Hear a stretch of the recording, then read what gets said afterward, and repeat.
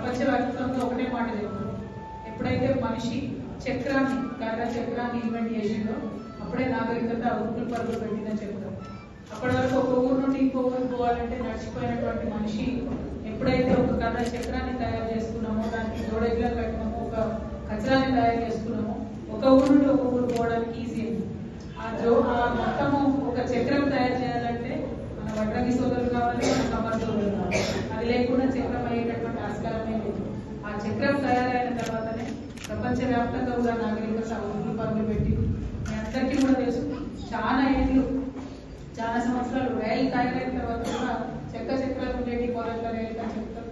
దాన్ని తీసి మళ్ళీ మొత్తం లోహంతో తయారు చేసినటువంటి పరిస్థితి. అంటే మానవ నాగరికతకు వెన్నుముకగా ఇచ్చినటువంటి ఈ రెండు కులాలకు సంబంధించి కూడా వడ్రంగి కమరి కులాలకు సంబంధించి వాళ్ళు ఉన్నారు, వారందరికీ కూడా హృదయపూర్వకంగా అభినందనలు.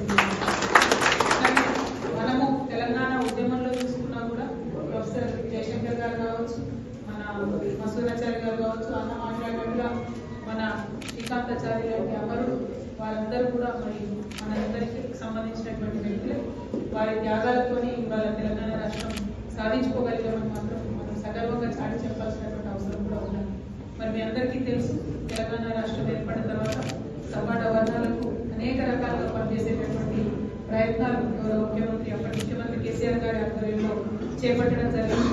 అందులో భాగంగా మనం బీసీ మంత్ లాంటి అనేక కార్యక్రమాలు కూడా తీసుకున్నాం. కానీ పెద్దవాళ్ళు అందరూ చెప్పినటువంటి అంశాలు కూడా పరిగణలోకి తీసుకుంటే నియోజకవర్గ స్థాయిలో మేము ఎక్కడికక్కడ కరకోత మిషన్లను ప్రారంభించే ప్రయత్నం చేయడం కావచ్చు, అనేక రకాలైనటువంటి ప్రయత్నాలు చేసినాం. కానీ as a policy state wide గా అవి జరగనటువంటి అంశాలను అన్నవాళ్ళ దృష్టికి తీసుకొచ్చినా నాకు కొంత బాధగా కూడా ఉంటుంది. కానీ మా నాయకులు మేమందరం కూడా జరిగినటువంటి ఈ అంశాల లోపాలు ఏవైతే ఉన్నాయో వాటిని తీసుకొని ముందుకెళ్ళేటటువంటి ప్రయత్నం